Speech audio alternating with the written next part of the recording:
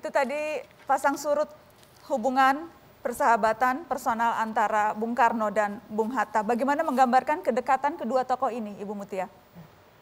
Saya melihatnya bahwa mereka itu punya satu tujuan, adalah Indonesia merdeka. Jadi sebetulnya ketika Bung Hatta masih ada di negeri Belanda dan Bung Karno di tanah air, itu sudah menulis surat, juga membaca Daulat Rakyat dan sebagainya. Jadi di situ ada pertemuan, titik pertemuan. Sehingga ketika pembelaan Bung Hatta di negeri Belanda tahun 1928, itu apa yang dikatakan Bung Hatta juga muncul di pembelaan Bung Karno ketika di Bandung, di pengadilan di Bandung, itu ada kemiripan itu. Jadi yang mengikat mereka pemikirannya, gagasannya, niatannya untuk Indonesia, itu yang mengikat. Hubungan personalnya kalau Ibu gambarkan seperti apa? Adakah cerita-cerita personal begitu yang menggambarkan dekatnya mereka? Iya, kalau hubungan personal ya kalau bercanda begitu mungkin tidak ya, tetapi mereka sama-sama ada kepedulian terhadap berbagai masalah masyarakat.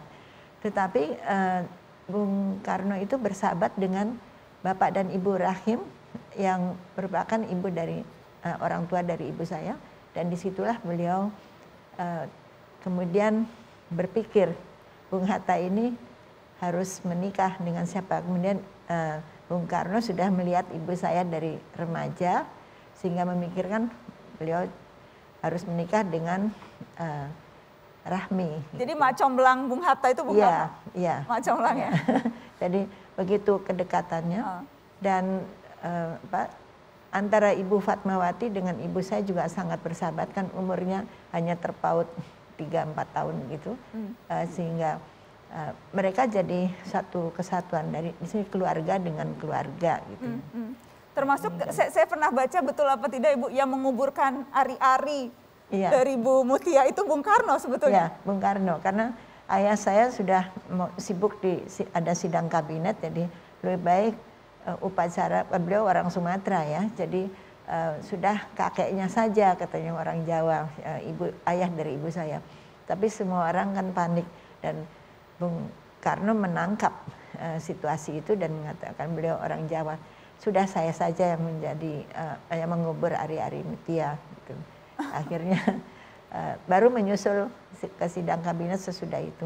Jadi kedekatan itu di hati ya, dan juga tentu ekspresi dan sebagainya.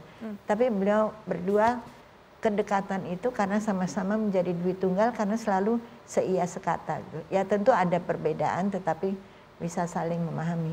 Karena itu yang menandatangani pendirian TNI kan juga Bung Hatta. Ya, bukan Bung Karno, tapi bukan berarti Bung Karno tidak tahu atau dilewati, itu bukan, karena mereka semua sudah seia sekata. Seia sekata. Ya. Tadi Bung Jeje sempat menggambarkan soal bagaimana saat-saat terakhir Bung Karno ketika dijenguk oleh Bung Hatta, dan saya tahu Ibu Mutia mendampingi ayahanda waktu itu menjenguk Bung Karno di saat-saat akhir wafatnya. Betul. Seperti apa peristiwanya Ibu? Iya, jadi ketika datang tentu ayah saya menegur Bung Karno ya, no gitu panggilnya kan, no, who hated Matthew gitu. Kemudian Bung Karno melihat gitu ya, jadi kemudian minta kacamata supaya kepada suster supaya bisa melihat Bung Hatta dengan baik, terus memandang dan keluar air mata, menitik ke bantal karena beliau berbaring ya. Tapi tentu berjabatan tangan, dan Bung Hatta itu membelai-belai tangannya yang sudah bengkak. Memang ditanya juga who hated gitu Matthew, tapi kami melihat bahwa memang Bung Karno sudah agak sulit bicara, Bung Hatta juga memahami, dan akhirnya tidak banyak bicara, hanya memandang saja gitu. Saling memandang, saling berpegang tangan, dan itu sebetulnya hatinya yang berbicara, dua-duanya itu. Dan 2 hari setelah itu kemudian? Iya, wafat. Bung Karno wafat. Bagaimana menggambarkan kedekatan dua tokoh ini ya Bang Jeje? Karena kita tahu saling kritik kencang, ada saat-saat di mana sangat keras Bung Hatta terhadap Bung Karno dan juga sebaliknya. Tapi kita lihat perbedaan politik itu tidak mengganggu hubungan personalnya. Ya, yang pertama itu kalau kita mau lihat bagaimana penghargaan Bung Karno terhadap Bung Hatta, itu bisa kita baca sebenarnya di buku autobiografi Bung Karno yang dituturkan kepada Cindy Adams, terutama ketika peristiwa proklamasi. Itu kan orang mendorong agar segera Bung Karno memproklamasikan kemerdekaan. Tapi Bung Karno tidak mau karena ingin proklamasi itu harus dibacakan berdua dengan Bung Hatta. Jadi dia akan menunggu Bung Hatta. Tapi ironisnya di masa Orde Baru bagian itu terutama di buku terjemahan dari Cindy Adams, bagian itu dihilangkan. Jadi seolah-olah Bung Karno itu dibuat sedemikian rupa itu meninggalkan Bung Hatta begitu. Tapi setelah terjemahan baru justru bagian itu dipulihkan karena di buku aslinya itu kita bisa lihat bagaimana penghargaan besar Bung Karno terhadap Bung Hatta. Dan di bagian awal ketika Jepang masuk, Bung Karno itu datang kepada Bung Hatta, juga kepada Sarir, kemudian mereka bicara dan Bung Karno bilang untuk membagi peran di dalam zaman Jepang ini, bagaimana caranya. Bung Karno bilang, Bung Hatta, kita sering berdebat keras, karena di tahun 1930-an Bung Hatta kecewa dengan Bung Karno membubarkan PNI setelah dia ditangkap. Tapi pada zaman Jepang, dia bilang, apapun kesalahan saya, apapun kesalahan kamu, sekarang tugas kita adalah harus menjadi seorang duit tunggal katanya. Jadi di zaman Jepang itu mereka memanfaatkan, bukan bekerja sama, kekuasaan Jepang untuk menyiapkan Indonesia merdeka. Dan Bung Hatta dengan caranya yang presisi itu betul-betul menyiapkan. Mereka menjadi tim yang sangat sangat luar biasa untuk menyiapkan Indonesia merdeka. Saya pikir itu peran besar Bung Hatta dan Bung Karno sebagai duit tunggal, sehingga setelah kita merdeka orang masih kepengen duit tunggal itu tidak tanggal.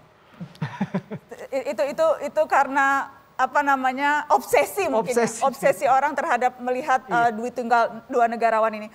Hari-hari ini konteks pembelajaran itu terlalu banyak berharapkah kita, Bu Mutia, kalau kita merindukan, menginginkan sosok-sosok seperti itu muncul karena memang situasinya sudah sangat berbeda, sudah sangat berubah, tidak usah ngarep gitu Bu istilah anak sekarang, atau bolehkah kita berharap? Saya kira sekarang justru kita menghadapi kegentingan yang besar ya, baik di dalam negeri maupun dari luar negeri yang harus kita hadapi. Ini masalah kegentingan ya. Seperti tahun 45 sampai 50 terutama waktu perang kemerdekaan itu kita juga menghadapi kegentingan yang besar dan di situ ada Bung Karno dan Bung Hatta yang mengantar rakyat lewat lorong menuju keluar cahaya, keluar gitu, kegelapan pergi. Nah, sekarang pun kita membutuhkan orang-orang yang ya artinya dulu ada duit tunggal ya, tapi sekarang ini sedikitnya tokoh-tokoh itu bersatu untuk sama pikiran seperti Bung Karno, Bung Hatta dulu bersamaan pikiran, gaya mereka, sifat mereka beda-beda tapi tetap untuk Indonesia maju bersama. Apa kira-kira Bu Mutia kalau saya minta Anda berandai-andai begitu, hari-hari ini Bung Hatta kira-kira akan berkata apa ya soal situasi negeri? Mestinya Bung Hatta pasti akan melihat bahwa kita tidak bersatu. Tokoh-tokoh pemimpin yang memimpin Indonesia, menjadi pejabat di Indonesia harus bersatu. Dan saya kira tantangan kita jauh lebih besar sekarang ini. Sekarang ada pandemi yang seluruh dunia ya, tapi kita juga sangat menderita dan sehingga kita dianggap paling jelek gitu. Seperti itu benar atau tidak, tapi itu tuduhan kepada Indonesia tentu ada maksudnya begitu. Mengecilkan. Tetapi di samping itu kita juga harus tidak boleh melupakan kewaspadaan nasional. Yeah. Kita harus tidak bisa. Nah, Bung Hatta selalu saya melihat disinilah beliau sangat penting memikirkan persatuan. Yeah. Mengatakan persatuan itu sangat penting. Apalagi kita negara kepulauan dan kita harus benar-benar bersatu. Tapi kita sekarang dipersatukan oleh teknologi digital yang mudah gitu. Jadi ini harus digunakan untuk persatuan. Jadi kira-kira itu akan pesan Bung Hatta hari-hari ini akan sekali lagi soal persatuan. Ya, persatuan untuk kemajuan Indonesia sebagai satu keutuhan. Ya. Baik, Bung JJ terakhir singkat saja, masih adakah Bung di antara kita? Ya, Bung itu ditentukan oleh pikiran karena Bung itu lahir dalam konteks zaman di mana pikiran dan wawasan itu menjadi mahkota. Itu yang hari ini kalau kita bicara, tubuh Indonesia membesar, tapi pikirannya mengerdil. Tapi kalau kita bicara Bung Karno dan Bung Hatta, di masa Orok Republik, pikirannya besar walaupun tubuhnya kecil. Wawasannya besar tapi tubuhnya kecil. Itu ironi yang kita dapati hari ini. Dan karena itu sering orang bicara kalau kita susah nyari keteladanan hari ini, kenapa kita nggak pulang ke rumah sejarah dan menghidupkan mereka yang udah mati? Salah satunya 2 orang ini ya. Dan itulah yang berusaha dilakukan Mata Najwa malam ini. Mari kembali ke rumah sejarah, belajar dari para tokoh pendahulu kita. Terima kasih banyak Ibu Mutia sudah hadir di Mata Najwa, membawa begitu banyak cerita dan juga barang-barang dari Bung Hatta untuk dibagi ke kami. Terima kasih banyak Ibu. Terima kasih. Bang JJ, terima kasih sudah bergabung. Sayang sekali kami masih menghadapi kendala teknis dengan Opa Sidarto. Mudah-mudahan akan ada episode Mata Najwa lainnya yang kita bicara khusus soal Bung Karno bersama Opa Darto. Tetap di Mata Najwa, setelah ini saya akan hadirkan 2 anak muda yang akan memberikan konteks bagaimana melihat 2 tokoh bangsa ini di hari-hari ini, di tengah berbagai situasi negeri. Saya akan berbincang dengan Valo Maldini dan juga Haris Azhar setelah pariwara. Tetap di sini.